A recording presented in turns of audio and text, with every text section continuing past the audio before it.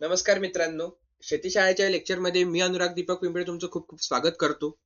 मित्रांनो, आजचं जे लेक्चर आहे, हे लेक्चर परीक्षेच्या दृष्टिकोनातून खूप महत्त्वाचं लेक्चर आहे. अजूनही खूप पोरं आहे की ज्यांना परीक्षा कशी असेल, पेपर स्ट्रक्चर कसं असेल, पेपर पॅटर्न कसं असेल, पेपरमध्ये कोणते कोणते क्वेश्चन्स येऊ शकतात, त्यांच्याबद्दल काय कन्फ्युजन आहे. मग त्याच्यासाठीच आपण हा व्हिडिओ तुमच्यासाठी आणलेला आहे.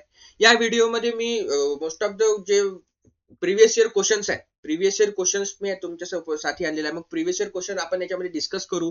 त्याच्यामध्ये आपण काय काय कन्सेप्ट डिस्कस करू. प्रिव्हियस इयर क्वेश्चन सोबतच आपण त्याचे काय करू, त्याच्या रिलेटेड आपण त्याची कन्सेप्ट डिस्कस करू. आणि त्याच्यासोबत मी तुम्हाला त्याच्यामध्ये मोस्ट प्रोबेबल क्वेश्चन तुम्हाला सांगणार आहे. ठीक आहे, मोस्ट प्रोबेबल क्वेश्चन तुम्हाला त्याच्यात मी सांगणार आहे. मग मोस्ट प्रोबेबल क्वेश्चन सोबतच मग त्याच्यामध्ये काही एमसीक्यूज असतील, वन लाईनर असतील, हे पण तुम्हाला त्याच्यात सांगणार आहे. त्यामुळे पेन आणि पेपर उचला आणि चला आपण आपल्या व्हिडिओला सुरुवात करू. ठीक आहे. सो आधी तुम्हाला पेपर स्ट्रक्चर वेगळं होतं, आता पेपर स्ट्रक्चर वेगळं आहे. तर हे पेपर स्ट्रक्चर मध्ये तुम्हाला पहिले 80 मार्काचा क्वेश्चन पेपर होता, आता तुम्हाला 40 मार्काचा पेपर आहे. ठीक आहे. मग 40 मार्काच्या पेपरमध्ये तुम्हाला 3 सेक्शन आहे, सेक्शन ए, सेक्शन बी आणि सेक्शन सी. मग सेक्शन ए मध्ये तुम्हाला टोटल 6 क्वेश्चन दिले असतील, त्याच्यातले तुम्हाला 4 सोडवा लागतील, प्रत्येकी 6 मार्क. त्याच्यानंतर सेक्शन बी मध्ये तुम्हाला 5 क्वेश्चन असतील, त्याच्यामध्ये त्याच्यापैकी तुम्हाला 4 क्वेश्चन सोडवा लागतील, प्रत्येकी 2 मार्क. आणि सेक्शन सी मध्ये तुम्हाला 2 क्वेश्चन असतील, दोन्ही कंपल्सरी. मग त्याच्यामध्ये तुम्हाला वन लाईनर येऊ शकते, त्याच्यामध्ये तुम्हाला डू एस डायरेक्टेड येऊ शकते, त्याच्यामध्ये तुम्हाला फिल इन द ब्लँक्स येऊ शकते, त्याच्यामध्ये तुम्हाला मॅच द पेअर्स येऊ शकते, आणि त्याच्यामध्ये तुम्हाला डेफिनेशन सुद्धा येऊ शकतात. ओके, हा झाला सेक्शन सी. ठीक आहे. पुढे जायच्या आधी आपल्या व्हिडिओला लाईक करा, चॅनलला सबस्क्राईब करा आणि जास्तीत जास्त तुमच्या मित्रांपर्यंत हा व्हिडिओ पोहोचवा, जेणेकरून त्यांनाही ते कन्फ्युजन राहणार नाही, ते त्यांनाही अभ्यास करायला इझी जाईल. ठीक आहे. पुढे जाऊ आपण. आपल्या under the agronomy, fundamentals of agronomy, त्याच्यामधला पहिला क्वेश्चन आहे की define agronomy and describe in short scope of agronomy. आता क्वेश्चन्स लिहिताना किंवा क्वेश्चन्स पहिले पहिले आपण जेव्हा क्वेश्चन वाचल्यानंतर आपल्याला समजलं पाहिजे की आपल्याला याच्यामध्ये काय करायचंय. डिफाईन म्हटलंय तर डिफाईन करायचंय. जर जर त्यांनी म्हटलं व्हॉट इज ॲग्रोनॉमी किंवा डिस्क्राईब ॲग्रोनॉमी, किंवा मग असं त्यांनी एखादा कन्सेप्ट म्हटलं की व्हॉट इज IPM किंवा what is IWM, integrated weed management काय आहे, किंवा what is INM, integrated nutrient management काय आहे, हे जर त्यांनी त्याच्यात विचारलं, इंटिग्रेटेड न्यूट्रिएंट मॅनेजमेंट काय आहे हे जर त्यांनी त्याच्यात विचारलं, ओके, तर मग तुम्हाला व्हॉट इज आहे तर मग तुम्हाला त्याच्यात ते एलॅबोरेट करायला लागेल, तुम्हाला त्याच्यात ते लिहायला लागेल. ठीक आहे. फक्त डिफाईन म्हटलं डेफिनेशन लिहायची. मग डेफिनेशन कशी लिहायची, तर डेफिनेशन ही ऑलवेज सायंटिफिक असली पाहिजे. डेफिनेशन कशी असली पाहिजे, सायंटिफिक असली पाहिजे. मी असं नाही म्हणत की ते ऍज इट इजच तुम्ही डेफिनेशन लिहा, ऍज इट इजच रट्टा मारा आणि तशीच डेफिनेशन लिहा, नाही. पण डेफिनेशन कशी असली पाहिजे, सायंटिफिकच डेफिनेशन तुम्हाला तिथे असली पाहिजे. ठीक आहे. मग काय डेफिनेशन ॲग्रोनॉमीची. Agronomy is a Greek word. कोणता वर्ड आहे, ग्रीक वर्ड आहे. ग्रीक वर्ड पासून ओरिजिनेट झालेला आहे. याच्यातच तुम्हाला काय भेटलं, तुम्हाला याच्यात हिंट भेटली, याच्यात एक एमसीक्यू भेटून गेला. पहिल्या लाईन मध्येच तुम्हाला एमसीक्यू भेटला काय, की agronomy is a Greek word. Agronomy is a Greek word. हा क्वेश्चन तुम्हाला विचारला जाऊ शकते सेक्शन सी मध्ये. ठीक आहे. त्याच्यामध्ये मग ग्रीक वर्ड आहे, तर मग काय कोणता कोणता आहे, ॲग्रॉस. त्याचं मिनिंग काय आहे, तर फील्ड. आणि नॉमसचं मिनिंग काय होते, तर मॅनेजमेंट. ओके. मग ॲग्रोनॉमी काय आहे, ॲग्रोनॉमी हे असं सायन्स आहे, ऍग्रिकल्चरल सायन्स आहे, जे की ज्याच्यामध्ये आपण काय करतो, प्रॅक्टिसेस परफॉर्म करतो. कशाच्या रिलेटेड, तर फील्ड क्रॉपच्या रिलेटेड आणि त्यांच्या प्रोडक्शनच्या रिलेटेड. ठीक आहे. हे काय झाली त्याची डेफिनेशन, ही काय झाली त्याची सायंटिफिक डेफिनेशन. मग त्याला आपण कसं लिहू. Agronomy is defined as an agricultural science deals with principles and practices of crop production and field management. Okay, ही काय झाली त्याची डेफिनेशन झाली, ॲग्रोनॉमीची डेफिनेशन. ठीक आहे. मग हे आपण लिहिलं, डेफिनेशन लिहिलं. ठीक आहे. आता दुसरा प्रश्न विचारला त्यांनी, describe in short scope of agronomy. त्याचे स्कोप लिहायचा, ॲग्रोनॉमीचं काय लिहायचं, स्कोप लिहायचा. मग स्कोप म्हणजे काय लिहायला लागेल तुम्हाला, स्कोप म्हणजे तुम्हाला त्याच्यात एलॅबोरेट करायला लागेल की आता समजा व्हेरियस ॲग्रो क्लायमॅटिक झोन्स आहे भारतात, व्हेरियस ॲग्रो क्लायमॅटिक झोन्स आहे. मग व्हेरियस ॲग्रो क्लायमॅटिक झोन्स असल्यामुळे तुम्हाला वायडर अडॅप्टेबिलिटी असल्यामुळे तुम्हाला त्याच्यामध्ये काय आहे की स्कोप आहे क्रॉप्स लावायचा, कोणतेही क्रॉप्स तुम्ही लावू शकता. ठीक आहे. त्याच्यामध्ये मिलेट्सचा यूज आपण जास्त करू शकतो, सिरियल्सचा यूज जास्त करू शकतो. ठीक आहे. ते काय झालं, त्याचा स्कोप झाला. बरोबर आहे की नाही. आता नवीन नवीन फर्टिलायझर्स येत आहे, तर मग त्या फर्टिलायझर्सचा जास्तीत जास्त यूज कसा करून घेता येईल आपल्याला. ओके. किंवा मग कमीत कमी खर्चामध्ये आपल्याला त्याच्या जास्तीत जास्त त्याच्यामधून काय जास्त तुम्ही त्याच्यातून काढू शकता, त्या फर्टिलायझर मधून तुम्हाला त्याची जास्तीत जास्त इफिशियन्सी कशी वाढवता येईल, तो स्कोप झाला. ठीक आहे. ट्रान्सपोर्ट फॅसिलिटीज आहे त्याच्या तो स्कोप झाला. ठीक आहे. त्याच्यानंतर तुम्हाला अजून टिलेज प्रॅक्टिसेस आहे, वेगवेगळ्या टिलेज प्रॅक्टिसेस आहे, त्याच्यावर रिसर्च आहे, तो स्कोप झाला. त्याच्यानंतर भारताची पॉप्युलेशन कशी आहे, खूप जास्त पॉप्युलेशन आहे. मग त्या पॉप्युलेशनच्या लेवलला मीट करायसाठी आता प्रत्येक पॉप्युलेशनला काय लागते, जेवण लागते. मग त्या पॉप्युलेशनचे जे गरजा आहे त्या गरजांना मीट करायसाठी, त्या गरजांपर्यंत पोहोचण्यासाठी आपल्याला काय आहे, जास्तीत जास्त प्रोडक्शन घ्यायचे आहे विदिन अ स्मॉल. आपल्याकडे लँड होल्डिंग किती आहे तेवढीच आहे. लँड होल्डिंग कमी होऊन राहिली, लँड होल्डिंग वाढून राहिली का, पॉप्युलेशन वाढून राहिली, लँड होल्डिंग वाढून राहिली का, नाही वाढून राहिली. मग तेवढ्याच लँड मध्ये आपल्याला, तेवढ्या विदिन अ सेम लँड मध्ये आपल्याला काय करायचं, प्रोडक्शन इन्क्रीज करायचं, जास्तीत जास्त प्रोडक्शन इन्क्रीज करायचं आहे. मग त्याच्यामध्ये हाय यील्डिंग व्हरायटीज वगैरे असे तो काय झाला, स्कोप झाला कशाचा, ॲग्रोनॉमीचा. ठीक आहे. मग हे तुम्हाला काय करायला लागेल, त्याच्यामध्ये इलॅबोरेट करायला लागेल. ठीक आहे. मग यावर्षी हा क्वेश्चन आला, describe in short scope of agronomy. तुम्हाला इम्पॉर्टन्स विचारला जाऊ शकते, तुम्हाला पुढच्या वर्षी इम्पॉर्टन्स विचारला जाऊ शकते, किंवा मग रोल ऑफ ॲग्रोनॉमिस्ट विचारला जाऊ शकते. काय रोल ऑफ ॲग्रोनॉमिस्ट, कसा क्वेश्चन येईल तुम्हाला लिहून घ्या. Define agronomy and write in short role of agronomist. Write in short role of agronomist हे तुम्हाला त्याच्यात विचारल्या जाऊ शकते. ठीक आहे, समजलं. हा क्वेश्चन एक महत्वाचा क्वेश्चन आहे, की हा क्वेश्चन 100% येते. म्हणजे त्याच्यामध्ये तुम्हाला स्कोप ऍज इट इज हाही क्वेश्चन येऊ शकते, किंवा मग रोल ऑफ ॲग्रोनॉमिस्ट पण तिथे तुम्हाला विचारल्या जाऊ शकते. टोटल 6 मार्काला. ठीक आहे. त्याच्यानंतर दुसऱ्या क्वेश्चन वर जाऊ आपण. दुसरं क्वेश्चन काय आहे, classify the crops on the basis of agronomic use with suitable examples. मग याच्यामध्ये आपल्याला क्लासिफिकेशन करायचं आहे. आपण क्लासिफिकेशन पाहिलं होतं. क्लासिफिकेशन आपण वेगवेगळ्या बेसिसवर क्लासिफिकेशन केलं होतं क्रॉपचं. त्याच्यामध्ये ऑन्टोजेनीवर केलं होतं, म्हणजे त्याची लाईफ सायकलवर केलं होतं. त्याच्यानंतर on the basis of agronomic use. त्याच्यानंतर आपण सायंटिफिक क्लासिफिकेशन त्याचं पाहिलेलं आहे. ओके. त्याच्यानंतर आपण त्याच्यामध्ये अजून काय पाहतो, की सायंटिफिक क्लासिफिकेशन झालं, हे झालं, ॲग्रोनॉमिक यूज झालं. ठीक आहे. मग त्याच्यामध्ये आपण जेव्हा ऑन्टोजेनीवर क्लासिफिकेशन पाहतो, ऑन्टोजेनीवर क्लासिफिकेशन पाहिल्यावर आपण काय म्हणतो, की त्याच्यामध्ये आपण बायन्युअल, म्हणजे ऑन्टोजेनी म्हणजे काय, त्याची लाईफ सायकल. मग त्याची लाईफ सायकल कशी आहे, अॅन्युअल असेल, बायन्युअल असेल, किंवा पेरी अॅन्युअल असेल. कोणती असेल, अॅन्युअल, बायन्युअल किंवा पेरी अॅन्युअल. मग अॅन्युअल क्रॉप्स म्हणजे काय, अॅन्युअल क्रॉप्स म्हणजे की ज्यांची लाईफ सायकल विदिन अ सीझन और विदिन अ 1 इयर कम्प्लीट होते, ते कोणते झाले, अॅन्युअल क्रॉप्स. बायन्युअल क्रॉप्स म्हणजे काय, की त्यांना 2 सीझन्स लागतील, किंवा 2 सीझन्स लागतील आणि किंवा 2 तुम्हाला त्याच्यामध्ये वर्ष लागतील, ते कोणते झाले, बायन्युअल क्रॉप्स. ओके. ठीक आहे. आणि पेरिनियल क्रॉप्स म्हणजे त्याच्या दोन सीझन पेक्षा जास्त, किंवा मग 2 वर्षापेक्षा जास्त त्यांची काय असेल, लाईफ सायकल असेल, ते कोणते झाले, पेरिनियल क्रॉप्स. हे काय पाहिलं आपण, ऑन्टोजेनीच्या बेसिसवर पाहिलं. आपल्याला विचारलेलं आहे ॲग्रोनॉमिक यूजवर. मग ॲग्रोनॉमिक यूजवर काय काय आहेत, तर cereals, millets, pulses, oil seed, sugar crops, fibre crops, fodder crops, spices and condiments and medicinal and aromatic plants. ठीक आहे. आता सिरियल्स म्हणजे तुम्हाला माहिती आहे, सिरियल्स म्हणजे काय, काही कोरेस ग्रेन्स असतात. सिरियल्स म्हणजे आपले व्हीट, राईस, मेज, ओके, बार्ली, हे काय झाले, सिरियल्स झाले. हे काय झाले, सिरियल्स झाले, जे कार्बोहायड्रेटनी, स्टार्च रिच असतात, की जे काय सिरियल्स काय आहे, स्टेपल फूड आहे. वर्ल्डचं काय आहे, स्टेपल फूड आहे. ऑलमोस्ट सगळ्या देशांचे हे काय, स्टेपल फूड आहे. ठीक आहे. व्हीट हे स्टेपल फूड आहे, राईस हे स्टेपल फूड आहे, मेज हे स्टेपल फूड आहे. ठीक आहे. काय ठिकाणी पोटॅटो स्टेपल फूड आहे. ठीक आहे, ती गोष्ट वेगळी. ठीक आहे. हे काय झाले, सिरियल्स.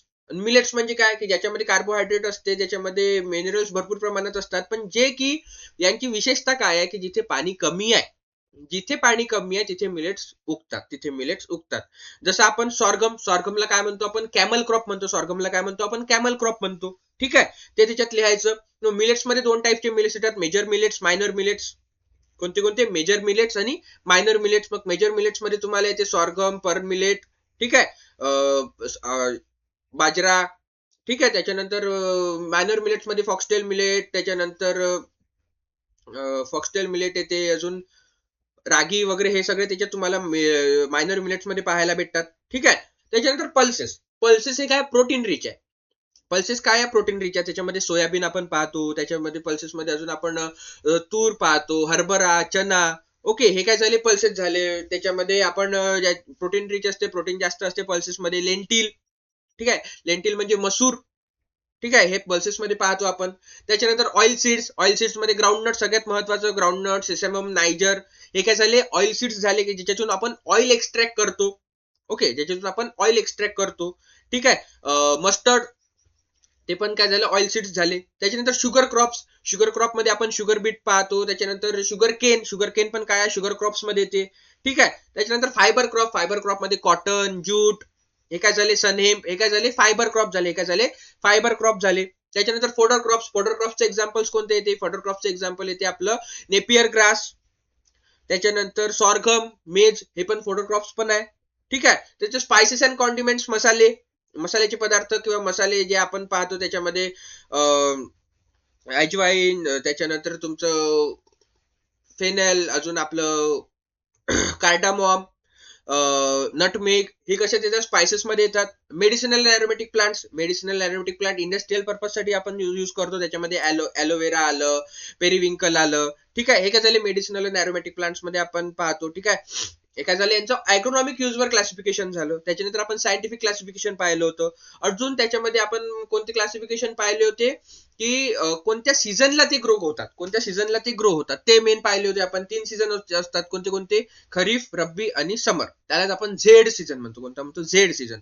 मग खरीफ सीझन म्हणजे कोणता, जो पावसाळ्याचा असते, जुलै टू नोव्हेंबर किंवा जुलै टू ऑक्टोबर आपल्याला तो सीझन भेटते, तो कोणता झाला, खरीफ सीझन.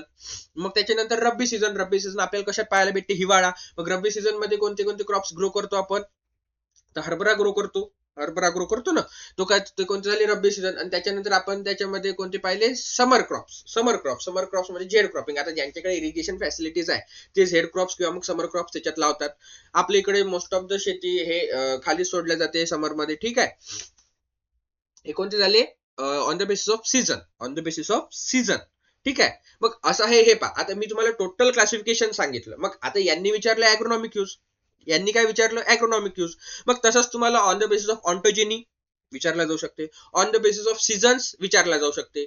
ओके. हे कोणते झाले, हा तुमचा पूर्ण टोटल टॉपिक झाला कोणता, क्लासिफिकेशन. टोटल टॉपिक झाला क्लासिफिकेशनचा. ठीक आहे.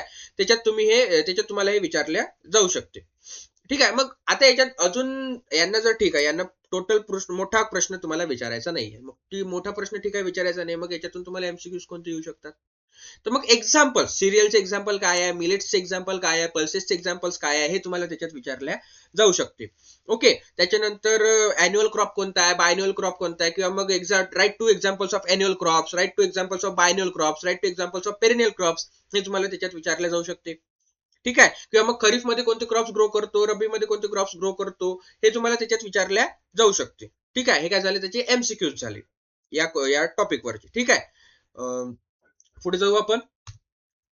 आता तिसरा क्वेश्चन आहे, define seed and give it's characteristics of seeds. ठीक आहे. 2 क्वेश्चन केले त्यांना, डिफाईन सीड. ठीक आहे. पहिले आम्ही डिफाईन करून टाकलं सीड काय आहे. एक मॅच्युअर ओव्ह्यूल आहे, की ज्याच्यामध्ये काय असते, एम्ब्रिओ प्रेझेंट असते, आणि स्टोर्ड फूड मटेरियल प्रेझेंट असते. ठीक आहे. ते काय झालं, सीड. मग सीड काय करते, जर्मिनेशन करते. याच्यामध्ये जर्मिनेट कॅपेबिलिटी असते. ठीक आहे. ठीक आहे, झाली डेफिनेशन सीडची. बरोबर आहे की नाही. ठीक आहे, झाली डेफिनेशन. ठीक आहे, आपण डेफिनेशन करून टाकली. मग आता याची काय विचारली त्यांनी, कॅरेक्टर. गुड सीडचे कॅरेक्टर कसे असतात, काय कॅरेक्टर, त्याची व्हायबिलिटी जास्त असली पाहिजे. ओके. व्हायबल जास्त, it must be viable, should have high germination percentage त्याचे असले पाहिजे. सीड्सचे जर्मिनेशन पर्सेंटेज कसे असले पाहिजे, हाय असले पाहिजे. फ्री फ्रॉम इनर्ट मॅटर पासून ते फ्री असली पाहिजे seed. It should free from mixture of weed seed पासून काय असले पाहिजे, ती फ्री असली पाहिजे seeds. It should be mature, well develop and plump in size. Mature असली पाहिजे, वेल डेव्हलप असली पाहिजे. ओके. त्यामुळे त्याचे जर्मिनेशन पर्सेंटेज वाढेल ना. जर त्याची प्रॉपर मॅच्युअर नसेल तर त्याची जर्मिनेशन बाकीच्या सीड्स पेक्षा काय होईल, कमी होईल. ठीक आहे. त्याच्यानंतर it should free from paste and disease and paste पासून ती फ्री असली पाहिजे. इंटरनल सीडबॉर्न डिसीजेस वगैरे असतात त्याच्यापासून ते कशी असली पाहिजे, फ्री असली पाहिजे. ठीक आहे. It should be uniform in texture and outlook. Texture मध्ये युनिफॉर्म आणि चांगली दिसायला पण चांगली असली पाहिजे. ठीक आहे. हा एक क्वेश्चन तुम्हाला झाला, मागच्या वर्षी हा क्वेश्चन आला होता. मग याच्यामध्ये याच्या टॉपिक मध्ये अजून तुम्हाला कोणतं क्वेश्चन येऊ शकते, तर याच्यामध्ये तुम्हाला अजून प्रश्न भेटतात की जे आहे सीड्सचे सोईंग मेथड. पहिले तर सोईंग मेथड्स आले. ओके. त्याच्यानंतर गुड कॅरेक्टरिस्टिक सीड झाले, सोईंग मेथड झाले. याच्यामध्ये तुम्हाला अजून विचारलं जाऊ शकते की सीडचं जर्मिनेशन, काय जर्मिनेशन, इपिजियल जर्मिनेशन, हायपोजियल जर्मिनेशन. ओके. हे तुम्हाला विचारलं जाऊ शकते, किंवा डॉर्मन्सी ऑफ सीड्स तुम्हाला त्याच्यात विचारल्या जाऊ शकते. ठीक आहे. Seed treatment. सीड ट्रीटमेंट, मग सीड ट्रीटमेंट करायचे तर मग सीड ट्रीटमेंटचे जे मेथड्स नाही, सीड ट्रीटमेंटचं काय म्हणतो इफेक्ट, सीड ट्रीटमेंटचे इफेक्ट किंवा सीड ट्रीटमेंट आपण कशासाठी करतो हे तुम्हाला त्याच्यात विचारल्या जाऊ शकते. ठीक आहे, सीडच्या रिलेटेड. त्याच्यानंतर different methods of sowing, enlisting different methods of sowing and explain any one. हे पहा, हा क्वेश्चन ऍज इट इज तुम्हाला या वर्षी येऊ शकतो की different methods of sowing enlist करा आणि त्याच्यातला एक एक्सप्लेन करा. ठीक आहे, मग त्याच्यामध्ये डिफरंट मेथड्स कोणते कोणते आहेत? Broadcasting, drilling, dibbling, sowing behind plough, nursery transplanting. Okay, wet sowing, dry sowing, हे पण दोन मेथड्स आहेत त्याच्या सोईंगच्या. ठीक आहे, हे झालं इनलिस्टिंग. हे पहा, इनलिस्टिंग तुम्हाला 2 मार्काला इनलिस्टिंग येऊ शकते. शॉर्ट क्वेश्चन मध्ये, शॉर्ट आन्सर क्वेश्चन मध्ये तुम्हाला 2 मार्काला इनलिस्टिंग येऊ शकते आणि त्याच्यासोबतच तुम्हाला हे 6 मार्काला तुम्हाला इलॅबोरेट करायला येऊ शकते. मग 6 मार्काला कसं इनलिस्ट आणि एक्सप्लेन झालं 6 मार्काला. ठीक आहे, मग काय केलं, इनलिस्ट केलं आपण की डिफरंट मेथड्स ऑफ सोईंग कोणते कोणते आहे? Broadcasting, drilling, dibbling, sowing behind plough, nursery transplanting, wet flowing, dry wet sowing, dry sowing वगैरे हे आपण त्याच्यामध्ये पाहतो. ठीक आहे, तर मग ब्रॉडकास्टिंग काय आहे? ब्रॉडकास्टिंग मेथड काय आहे की ब्रॉडकास्टिंग मेथड मध्ये आपण काय करतो की सीड्स जे आहे त्या सीड्स आपण राखेमध्ये म्हणा किंवा सँड मध्ये अशा मिक्सअप करतो आणि ते आपण काय करतो शेतामध्ये ब्रॉडकास्ट करतो, शेतामध्ये असे फेकतो प्रॉपर वेनी. ते काय झालं ब्रॉडकास्टिंग. मग याला एक्सप्लेन करायसाठी आपल्याला याचे मेरिट्स आणि डिमेरिट्स लिहायला लागतील. ब्रॉडकास्टिंगला एक्सप्लेन करायसाठी आपल्याला त्याच्यामध्ये त्याची मेरिट्स आणि डिमेरिट्स लिहायला लागतील. ठीक आहे, त्याच्यानंतर ड्रिलिंग. ड्रिलिंगची डेफिनेशन लिहायची. ड्रिलिंग काय आहे की सीड ड्रिलच्या मदतीने आपण लाईन, यालाच काय म्हणतो आपण लाईन सोईंग म्हणतो. मग ड्रिलिंग मध्ये आपण सीड ड्रिलच्या मदतीने काय करतो, सोईंग करत जातो. ठीक आहे, ड्रिलिंग याच्यामध्ये काय काय असते, row to row. Row to row हे काय असते, सेम असते, पण plant to plant distance maintain असते का? Plant to plant distance maintain नसते. ठीक आहे, सीड रेट जास्त लागते, हे काय झालं, डिमेरिट्स झाले. काय झाले त्याचे डिमेरिट्स झाले. सीड रेट जास्त लागते, हे काय झालं त्याचे डिमेरिट्स झाले ड्रिलिंगचे. ठीक आहे, त्याच्यानंतर डिबलिंग. डिबलिंग मध्ये आपण डिबलरच्या मदतीने आपण काय करतो, सोईंग करतो. डिबलरच्या मदतीने काय करतो आपण, सोईंग करतो. ते काय झालं डिबलिंग. हे पहा, आता इथे याच्यातच तुम्हाला काय आलं, त्याच्यामध्ये एमसीक्यू आला की डिबलिंग मेथड मध्ये आपण काय यूज करतो, काय यूज करतो तर डिबलर यूज करतो. काय यूज करतो, डिबलर मेथड यूज करतो. ड्रिलिंग मेथड मध्ये काय यूज करतो आपण, सीड ड्रिल यूज करतो. काय यूज करतो, सीड ड्रिल यूज करतो. ते काय झाले, एमसीक्यू झाले, लिहून घ्या पटकन. त्याच्यानंतर sowing behind flow. Sowing behind flow, तर मग या फ्लोच्या मागे मागे आपण ते ड्रॉपिंग बिहाइंड फ्लो म्हणतो, आपण सोईंग बिहाइंड फ्लो म्हणतो. मग ते जसा फ्लो चालते, फ्लोच्या मागे मागे आपण त्याच्यात काय करतो, सोईंग करत जातो, ते सीड ड्रॉप करत जातो. ठीक आहे, ते काय झालं, सोईंग बिहाइंड फ्लो. त्याच्यानंतर नर्सरी ट्रान्सप्लांटिंग. नर्सरी ट्रान्सप्लांटिंग मध्ये आपण काय करतो, 1 हफ्ता 2 हफ्ता आपण काय करू शकतो, 2-3 हफ्ते काय करतो आपण, ऑलमोस्ट 30 दिवसापर्यंत आपण काय करतो की ते क्रॉप नर्सरीमध्ये अंडर अंडर काय म्हणतो आपण त्याला, अंडर कंट्रोल्ड कंडिशन आपण त्याच्यामध्ये काय करतो, त्यांना ग्रो करतो आणि त्याच्यानंतर आपण त्यांना याच्यामध्ये ट्रान्सप्लांट करतो. मेन फील्ड मध्ये आपण त्यांना काय करतो, ट्रान्सप्लांट करतो. ते काय झालं, नर्सरी ट्रान्सप्लांटिंग. राईसचं मे बी आपण राईसच करतो आपण नर्सरी ट्रान्सप्लांटिंग. तसे तर हॉर्टिकल्चर क्रॉप्स ऑलमोस्ट करतो, पण ॲग्रोनॉमिक क्रॉप मध्ये आपण एक टोबॅको, त्याच्यानंतर राईस, हे आपण नर्सरी ट्रान्सप्लांटिंग म्हणून करतो. ठीक आहे,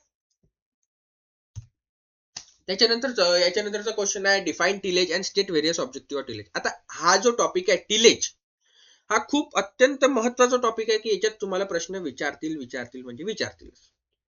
ठीक आहे, कारण टॉपिकच तेवढा इम्पॉर्टंट टॉपिक आहे टिलेज. ठीक आहे,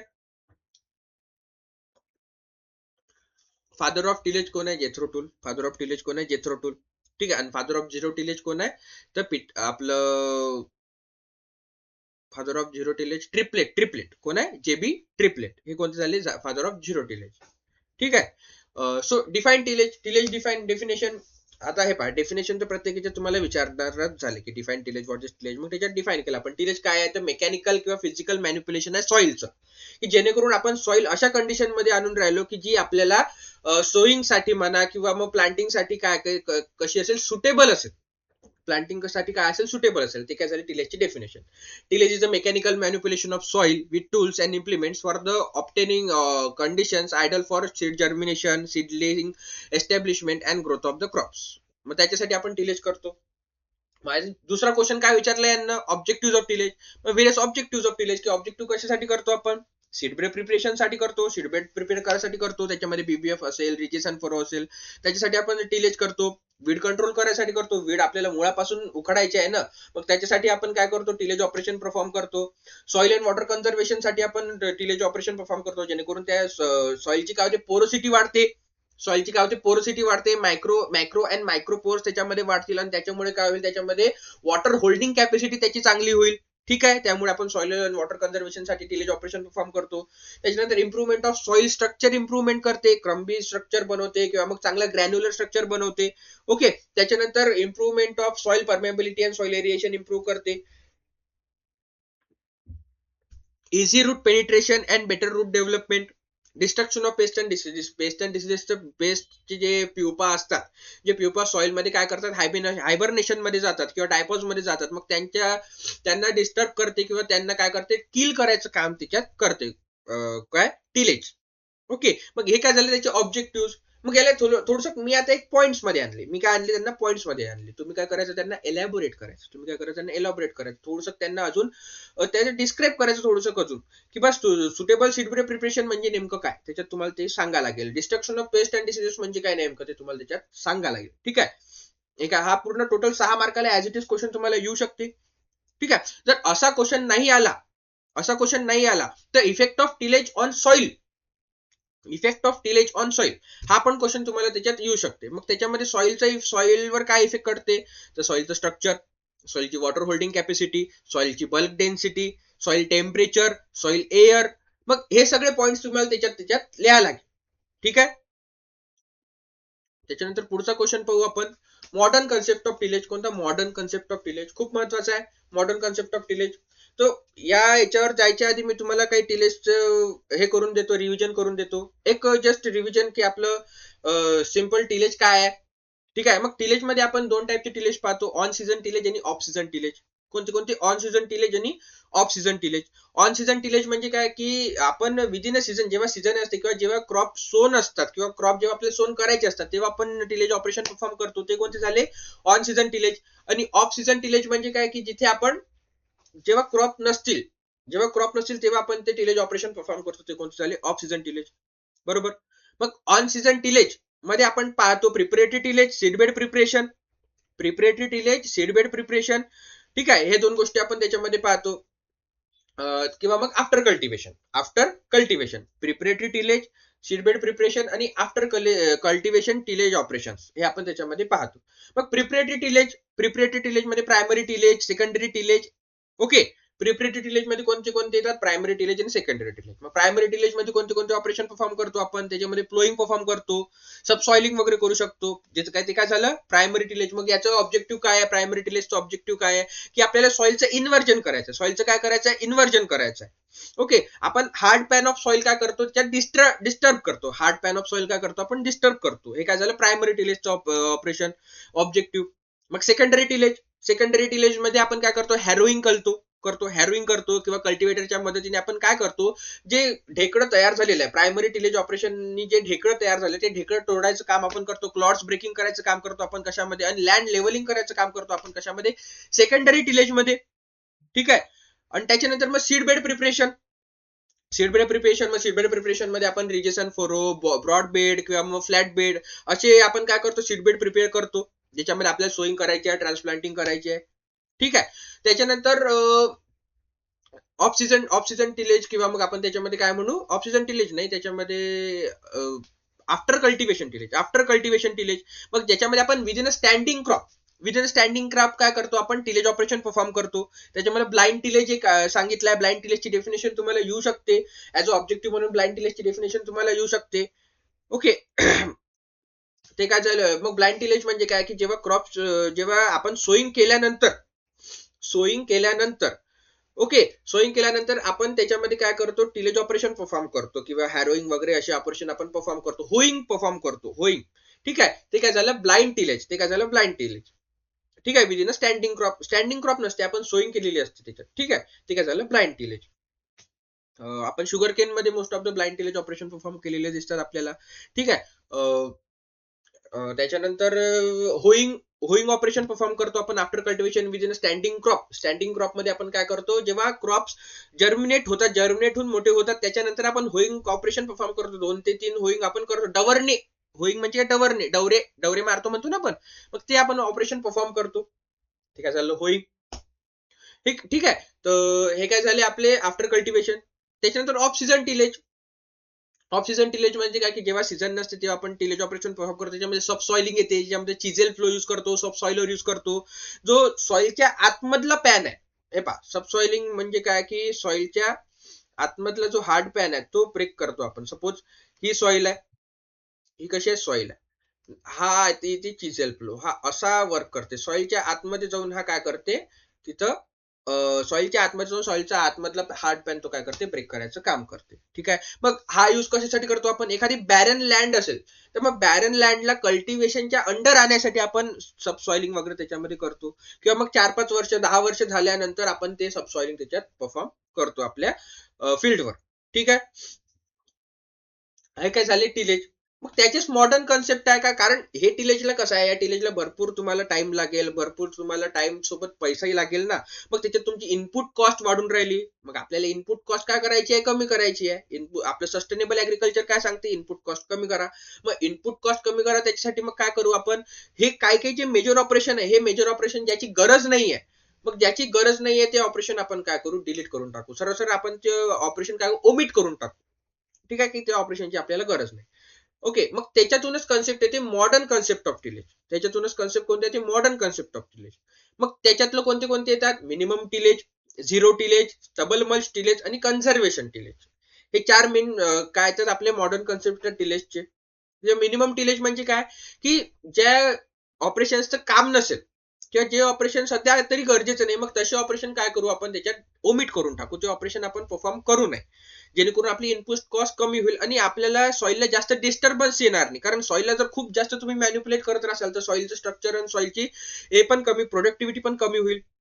ठीक आहे, मग आपल्याला तसंही नाही होऊ द्यायचं, म्हणून आपण त्याच्यात काय करतो, हे कन्सेप्ट युज करतो, मिनिमम टिलेज. मग त्याच्यामध्ये काय करतो आपण, प्रायमरी टिलेज कम्प्लिटली अवॉइड करतो, सेकंडरी टिलेज वर येतो. ते कोणतं झाले, मिनिमम टिलेज. झिरो टिलेज म्हणजे काय, की झिरो टिलेज मध्ये आपण काय करतो, की आपल्याला अनडिस्टर्बच ठेवायचं. आपल्याला सॉइलला काय अनडिस्टर्बच ठेवायचं, फक्त रिजेस ओपन, फरो ओपन करायचं आणि त्याच्यामध्ये सीट टाकायचं. ते काय झालं, झिरो टिलेज. ओके, त्याच्यात काय ते काय झालं, झिरो टिलेज. त्याच्यामध्ये आपण सोड प्लांटिंग पाहिलं, सोड प्लांटिंग वगैरे आपण पाहिलं झिरो टिलेज मध्ये. ठीक आहे. त्याच्यानंतर stubble mulch tillage. Stubble mulch tillage म्हणजे की त्याच्यामध्ये प्रिव्हियस इयर क्रॉपचं जे स्टबल असेल, ते प्रिव्हियस इयर क्रॉपचं स्टबल आपण त्याच्यामधून न काढता ते तसं ऍज इट इज ठेवायचे. ऍज इट इज ठेवायचे आणि आपण त्याच्यामध्ये काय करायचं, सोईंग करायचे. ते काय झालं, स्टबल मल्च टिलेज. याचं नुकसान आहे, थोडंसं नुकसान आहे, कारण की जे प्रिव्हियस प्लांट डेब्रिज असतील, ते प्लांट डेब्रिज वर काय येऊ शकते, तुम्हाला डिसीजेस वगैरे सापडू शकतात. किंवा मग वीड्स असतील, वीड्स तिथे ग्रो केलेले आहे, मग विडीसाइड स्प्रे करा. मग याच्यात केमिकल्सचा युज करतो आपण. याच्यामध्ये आपण काय करतो, सॉइल डिस्टर्बन्स करायचं नाहीये, मग आपण याच्यामध्ये केमिकल्सचा युज त्याच्यामध्ये करतो आपण. ठीक आहे. त्याच्यानंतर कन्झर्वेशन टिलेज. याच्यामध्ये आपल्याला वॉटर कन्झर्व करायसाठी, सॉइल कन्झर्व करायसाठी आपण वेगवेगळे ऑपरेशन परफॉर्म करतो. ठीक आहे, ते काय झालं, कन्झर्वेशन टिलेज. त्याच्यामध्ये मल्चिंग आपण एक करतो, किंवा मग ते एक काळ्या काळ्या हे काळी कार्पेट, कार्पेट म्हणण्यापेक्षा काळी प्लास्टिकची ते हे असते, ते ते आपण आपल्या याच्यात याच्यात केलेली असते, आपल्या शेतावरती लावलेली असते. कशासाठी, तर त्याच्यामध्ये मॉइश्चर कन्झर्व राहायसाठी, जेणेकरून तिथे जास्त पाण्याची अपव्यय होणार नाही किंवा तिथे जास्त पाणी लागणार नाही. म्हणजे काय झालं, कन्झर्वेशन टिलेज झालं.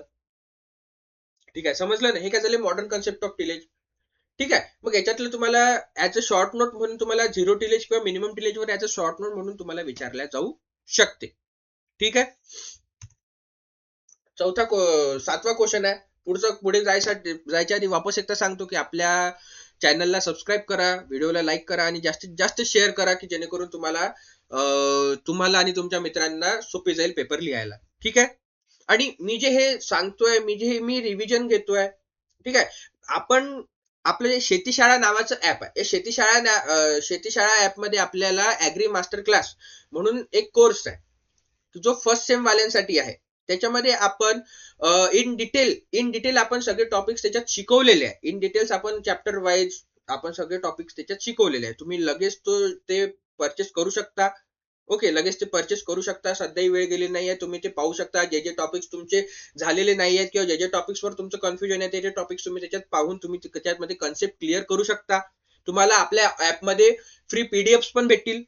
आपल्या ऍपमध्ये काही फ्री पीडीएफ पण भेटतील. त्याच्यामध्ये प्रिव्हियस इयर क्वेश्चन्स वगैरे असे तुम्हाला त्याच्यात राहू शकतात. नोट्स पण फ्री नोट्स पण तुम्हाला त्याच्यात भेटतील. ठीक आहे. त्याच्यानंतर पुढचा क्वेश्चन वरू आपण. Define essential nutrients and give it's classification with example.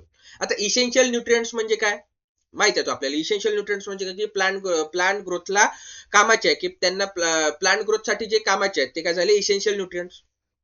त्यांच्याशिवाय प्लांट ग्रोथ होणार नाही, ते कोणते झाले इसेन्शियल न्यूट्रिएंट्स. मग अर्नॉन आणि स्टाउट, अर्नॉन आणि स्टाउटने काय दिलेला आहे क्रायटेरिया दिलेला आहे फॉर इसेन्शियलिटी ऑफ न्यूट्रिएंट्स.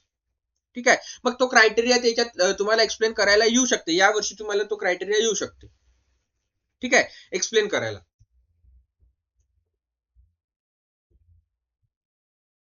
मग त्याचं क्रायटेरिया काय आहे, की जे इसेन्शियल एलिमेंट्स आहे ते मेटाबॉलिक ऍक्टिव्हिटीज मध्ये डायरेक्टली इन्व्हॉल्व्ह असतील.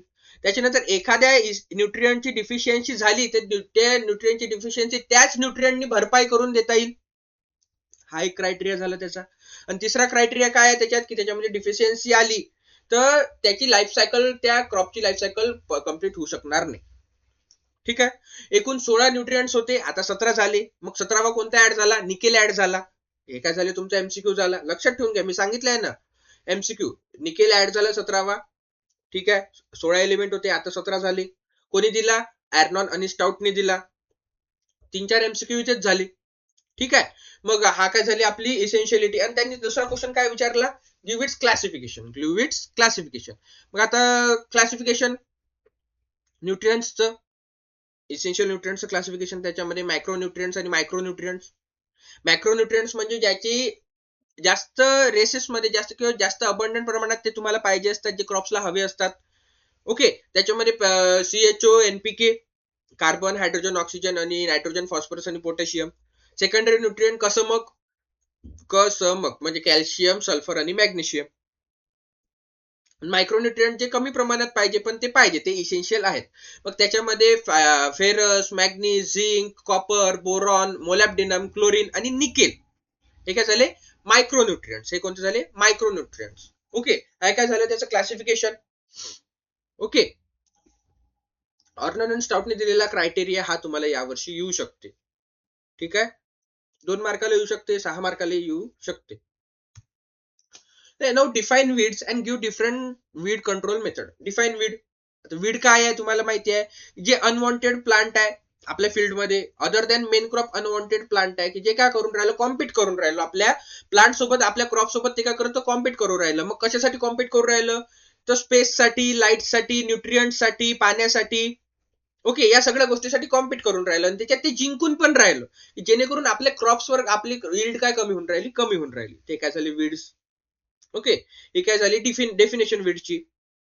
काय, weeds are unwanted or undesirable plants complete with the crops for water, soil nutrients, light and space and thus reduce crop yield. हे काय झाली डेफिनेशन झाली वीड्सची. Weed control methods. Weed control method कोणते आहे, IWM च्या अंडर आपण weed control methods पाहते. त्याच्या अंडर कोणते कोणते येतात, कल्चरल मेथड्स. कल्चरल मेथड्स मध्ये आपण सोईंग पाहतो. त्याच्यानंतर सोईंग पाहतो. त्याच्यानंतर त्याच्यामध्ये आपण फ्लोईंग वगैरे या गोष्टी आपण त्याच्यामध्ये पाहतो कल्चरल मेथड्स मध्ये. ठीक आहे. Seed treatment. सीड ट्रीटमेंट पण एक मेथड झाली कल्चरल मेथड. ठीक आहे. त्याच्यानंतर मेकॅनिकल मेथड. मेकॅनिकल मेथड मध्ये आपण होईंग वगैरे पाहतो, हँड विडिंग, हँड पिकिंग वगैरे, ह्या सगळे काय आहे मेकॅनिकल मेथड्स आहे. ठीक आहे. त्याच्यानंतर केमिकल मेथड. केमिकल मेथड मध्ये आपण जे विडीसाइड्स यूज करतो, आपण कोणते विडीसाइड यूज करतो, त्याच्यामध्ये सिलेक्टिव्ह, नॉन सिलेक्टिव्ह, हे असे विडीसाइड्स यूज करतो आपण त्याच्यामध्ये. त्याच्यानंतर बायोलॉजिकल मेथड. बायोलॉजिकल मेथड्स मध्ये आपण पाहतो की झायगोग्रामा बायक्लोरॅटा, मी तुम्हाला एक्झाम्पल सांगितलं होतं की झायगोग्रामा बायक्लोरॅटा हा यूज करतो आपण कशाच्या अगेन्स्ट, पार्थिनियम वीडच्या अगेन्स्ट, काँग्रेस ग्रासच्या अगेन्स्ट आपण तो यूज करतो. कोणता, झायगोग्रामा बायक्लोरॅटा, हे त्याचं एक्झाम्पल झालं. मग हे काय झालं वीड कंट्रोल. मी तुम्हाला इथे फक्त इनलिस्ट केलेलं आहे, तुम्हाला याच्यात इलॅबोरेट करायला लागेल. कल्चरल मेथड्सच्या अंडर कोणते कोणते येतात, मेकॅनिकल मेथड्सच्या अंडर कोणते कोणते येतात, केमिकल मेथड्सच्या अंडर कोणते कोणते येतात, बायोलॉजिकल मेथड्सच्या अंडर कोणते कोणते येतात, हे तुम्हाला त्याच्यात लिहायला लागेल. ठीक आहे ना. कारण 6 मार्काचा क्वेश्चन येईल तर 6 मार्काचा क्वेश्चनच्या हिशोबाने तुम्हाला त्याच्यामध्ये लिहायला लागेलच. ठीक आहे. हा झाला एक क्वेश्चन. मग याच्यामध्ये अजून तुम्हाला क्वेश्चन येऊ शकते की कॅरेक्टर्स ऑफ वीड्स. वीड्सची कॅरेक्टर काय ते तुम्हाला येऊ शकते, किंवा वीड्सचं परिणाम काय आपल्या क्रॉप्सवर, वीडचा परिणाम काय आपल्या क्रॉप्सवर, ते तुम्हाला येऊ शकते. किंवा मग क्लासिफिकेशन ऑफ वीड्स पण येऊ शकते. Classification of weeds on the basis of their parasitism. Okay, हे तुम्हाला त्याच्यात विचारले जाऊ शकते. ठीक आहे, मी तुम्हाला सांगितलं होतं क्लॉज CLOS, कस्कुटा, लॉरेन्थस, ऑर्बांचे आणि स्ट्रिगा. ओके, हे क्लॉज सांगितलं होतं. त्याच्यामध्ये total stem parasite cuscuta, partial stem parasite loranthus, total root parasites orobanche आणि partial root parasite striga. Okay, हे तुम्हाला त्याचे एक्झाम्पल सांगितले होते आणि हे लक्षात आहे, हे तुम्ही लक्षात ठेवा, हे महत्वाचे आहे. ठीक आहे. त्याच्यानंतर मिमिक्री वीड ची डेफिनेशन तुम्हाला विचारल्या जाऊ शकते. मिमिक्री वीड काय आहे याची डेफिनेशन तुम्हाला त्याच्यात विचारल्या जाऊ शकते. ऑब्जेक्शनेबल वीड कोणती आहे त्याची डेफिनेशन तुम्हाला विचारल्या जाऊ शकते. ठीक आहे, हे लक्षात ठेवून चला. आता अजून याच्यामध्ये काय काय क्वेश्चन येऊ शकतात, तर इंटिग्रेटेड न्यूट्रिएंट मॅनेजमेंटवर तुम्हाला क्वेश्चन येऊ शकतो. कोणत्यावर? इंटिग्रेटेड न्यूट्रिएंट मॅनेजमेंट आणि इंटिग्रेटेड वीड मॅनेजमेंट, यांच्यावर तुम्हाला शॉर्ट नोट्स येऊ शकते. यांच्यावर तुम्हाला काय येऊ शकते? Short notes. मग शॉर्ट नोट्स मध्ये तुम्हाला लिहायला लागेल की इंटिग्रेटेड न्यूट्रिएंट मॅनेजमेंट काय आहे आणि त्याचे ऍडव्हान्टेजेस काय आहे. मग इंटिग्रेटेड वीड मॅनेजमेंट काय आहे आणि त्याचे ऍडव्हान्टेज काय आहे, हे तुम्हाला त्याच्यामध्ये लिहा लागेल. ठीक आहे.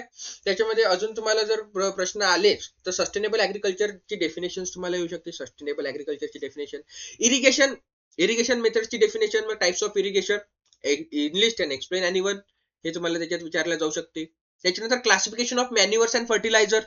ओके, क्लासिफिकेशन ऑफ मॅन्युअर्स आणि फर्टिलायझर. मग मॅन्युअर्सचं classification, concentrate organic manure, bulky organic manure. Bulky organic manure मध्ये आपण फार्म यार्ड मॅन्युअर पाहतो. ठीक आहे, फार्म यार्ड मॅन्युअर पाहतो, कंपोस्ट पाहतो. ठीक आहे. आणि कॉन्सन्ट्रेटेड ऑर्गॅनिक मॅन्युअर मध्ये आपण fish mill, bone meal, raw bone meal, steam mill, हे आपण या सगळ्या गोष्टी, ग्वानो, या सगळ्या गोष्टी आपण कशामध्ये पाहतो? कॉन्सन्ट्रेटेड ऑर्गॅनिक मॅन्युअर मध्ये. ठीक आहे. मग याच्यामध्ये अजून तुम्हाला शॉर्ट नोट्स कशाचे येऊ शकतात, तर हीप मेथड आणि पीट मेथड. हीप मेथड आणि पीट मेथडचे तुम्हाला त्याच्यात शॉर्ट नोट्स येऊ शकतात. पीट मेथड म्हणजे कोणती मेथड आहे? बँगलोर मेथड. पीट मेथड म्हणजे कोणती मेथड आहे? बँगलोर मेथड. ठीक आहे. मग पीट मेथड कोणी दिली? तर एल एन आचार्य यांनी दिली. पीट मेथड कोणी दिली? एल एन आचार्य यांनी दिली. हे तुम्ही त्याच्यात लिहू शकता. ठीक आहे. हिप मेथड, मग यांच्यावर तुम्हाला शॉर्ट नोट्स तुम्हाला येऊ शकतात. नाडेप मेथडवर पण तुम्हाला शॉर्ट नोट्स त्याच्यात विचारल्या जाऊ शकते. वर्मी कंपोस्टिंग वर पण तुम्हाला शॉर्ट नोट्स विचारल्या जाऊ शकते. टोटल 6 मार्काचा क्वेश्चन नाही, पण शॉर्ट नोट तुम्हाला त्याच्यात वर्मी कंपोस्टिंग वर तुम्हाला विचारल्या जाऊ शकते. ठीक आहे. Now the do as directed MCQs आहे. What is the average rainfall of India? Average rainfall of India किती आहे लक्षात ठेवा, 1194 mm. Example of C4 plant. C4 प्लांटचे एक्झाम्पल कोणते आहे? मेज आणि सॉर्गम लक्षात ठेवा. जे हाईटनी मोठे प्लांट आहे ते C4 प्लांट, जे हाईटनी छोटे प्लांट आहे ते C3 प्लांट. ठीक आहे. राईस आणि व्हीट ही कोणते आपले? C3 प्लांट झाले. What do you mean by crop and variety? Crop and व्हरायटीची डेफिनेशन त्याच्यात लिहायची. Crop is a type of plant that's grown on a farm or on a field for a food or other use. आणि variety काय आहे? Variety specific kind of crop आहे. एका क्रॉपची specific kind मध्ये आपण म्हणतो ते काय झाली? व्हरायटी झाली. Okay. Abbreviation of FIM. FIM चे ऍब्रिव्हिएशन काय आहे? Farm yard manure. Farm yard manure. Abbreviation of NADEP. नाडेपचे ऍब्रिव्हिएशन काय आहे? नारायण देवराव पांढरी पांडे. पांढरी पांडे हे काय झाले त्याचं? नाडेपचं ऍब्रिव्हिएशन. मी तुम्हाला याच्यात अजून सांगितलं की हिप मेथड आणि पीट मेथड तुम्हाला त्याच्यात विचारल्या जाऊ शकते. ठीक आहे. पीट मेथडला आपण बँगलोर मेथड म्हणतो आणि हिप मेथडला आपण इंडोर मेथड म्हणतो. इंदोर मेथड. ठीक आहे. मग याच्यामध्ये अजून एक तुम्हाला त्याच्यामध्ये विचारले जाऊ शकते असं की एरोबिक कोणती आहे आणि अनएरोबिक कोणती आहे? एरोबिक कोणती आहे आणि अनएरोबिक कोणती आहे? ठीक आहे. तर बँगलोर मेथड जी आहे, पीट मेथड, ही अनएरोबिक मेथड आहे. पीट मेथड ही कोणती आहे? अनएरोबिक मेथड आहे. आणि जी हिप मेथड आहे ही कोणती झाली? एरोबिक मेथड झाली. ही कोणती मेथड झाली? Aerobic method. ठीक आहे. त्याच्यानंतर at which temperature soil is heated in oven for moisture estimation 105°C वर. Who is known as father of tillage? Jethro Tull. Father of tillage कोण आहे? Jethro Tull. तसं फादर ऑफ झिरो टिलेज कोण आहे? JB Triplett. आणि father of agronomy कोण आहे? Peter de Crescenzi. Peter de Crescenzi. ठीक आहे. Which implement is use for drilling method of sowing? हे पहा, हा क्वेश्चन आला. मी तुम्हाला सांगितलं ना, तो क्वेश्चन येऊ शकते. तर which may implement is use for drilling method in sowing? Seed drill. आता याच्यामध्ये तुम्हाला दुसरं क्वेश्चन येऊ शकतं की डिबलिंग साठी काय यूज करतो आपण? ते डिबलर यूज करतो. ट्रान्सप्लांटिंग साठी काय यूज करतो? ट्रान्सप्लांटर यूज करतो. ठीक आहे. बरोबर ना? ह्या क्वेश्चन, हे क्वेश्चन तुम्हाला विचारले जाऊ शकतात सेक्शन C मध्ये. Now definition. डेफिनेशन मध्ये growth. Growth is also define as a vital process. Growth is vital process brings about permanent change येते. इरिव्हर्सिबल चेंज येते. ग्रोथ म्हणजे काय? इरिव्हर्सिबल चेंज, जो की रिव्हर्सिबल नाहीये. ठीक आहे. त्याच्यानंतर crop geometry is arrangement of or spacing of plants in a field. एका फील्ड मध्ये आपण काय करतो, त्यांची जॉमेट्री कशी आहे, कोणत्या कोणत्या शेप मध्ये ते लावलेले आहे, स्क्वेअर, ट्रँग्युलर, रेक्टँग्युलर वगैरे. ठीक आहे. त्याच्यानंतर टिल्थ काय आहे, एक कंडिशन आहे सॉइलची. सॉइलची काय आहे, फिजिकल कंडिशन आहे. ओके. त्याच्यानंतर tilth prefers to physical condition of soil in relation to sustainability to its suitability for planting and growing crops. Manure manure natural organic origin पासून, ऑर्गॅनिक मटेरियल पासून बनलेलं आहे ते, ऑर्गॅनिक ओरिजिन आहे त्याची मॅन्युअरची. Manure is organic natural organic material obtained from decompose plant and animal waste use to improve soil and fertility structure. हे काय झालं मॅन्युअर. हे याच्या असेच तुम्हाला डेफिनेशन येऊ शकतात. तुम्हाला फर्टिलायझरची डेफिनेशन येऊ शकते, नायट्रोजनस फर्टिलायझरची डेफिनेशन येऊ शकते. ठीक आहे. ते तुम्हाला त्याच्यानंतर जे जे मी डेफिनेशन सांगितलं ते डेफिनेशन नेहमी लक्षात ठेवा. ठीक आहे. ते विचारलं जाऊ शकतं तुम्हाला. जसं मी तुम्हाला हे पहा, रिले क्रॉपिंगची डेफिनेशन खूप आवडते, तुम्हाला त्याच्यात विचारलं जाऊ शकते. रिले क्रॉपिंगची डेफिनेशन, मोनोक्रॉपिंगची डेफिनेशन, इंटरक्रॉपिंगची डेफिनेशन पण विचारलं त्याच्यात जाऊ शकते. ठीक आहे. मल्टी स्टोरेड क्रॉपिंगची डेफिनेशन ते तुम्हाला विचारलं जाऊ शकते. ठीक आहे. पॅरल क्रॉपिंगची डेफिनेशन, एले क्रॉपिंग सर, जे क्रॉपिंग पॅटर्न जो आपला टॉपिक आहे, त्या क्रॉपिंग पॅटर्न मध्ये तुम्हाला भरपूर सारे एमसीक्यू आहे आणि भरपूर सारे तुम्हाला त्याच्यात काय डेफिनेशन्स आहे, वन लाईनर डेफिनेशन सरळ सरळ. तर मग ते तुम्हाला विचारले जाऊ शकते. तो टॉपिक खूप महत्वाचा आहे. जसा टिलेज महत्वाचा आहे, तसं ते क्रॉपिंग पॅटर्न पण खूप महत्वाचा आहे. ठीक आहे. सो आज इथेच थांबू आपण. ठीक आहे. तरी वापस जायच्या आधी तुम्हाला सांगतो की आपल्या चॅनलला सबस्क्राईब करा आणि आपल्या लेक्चरला लाईक करा आणि जास्तीत जास्त शेअर करा, की जेणेकरून तुमच्या मित्रांपर्यंत ही लेक्चर पोहोचलं पाहिजे. ठीक आहे. जे सांगितलं ते प्रॉपर लक्षात ठेवा आणि प्रॉपर अभ्यास करा. तुम्हाला परीक्षेसाठी बेस्ट ऑफ लक. ठीक आहे. भेटू आपण लगेचच. थँक्यू.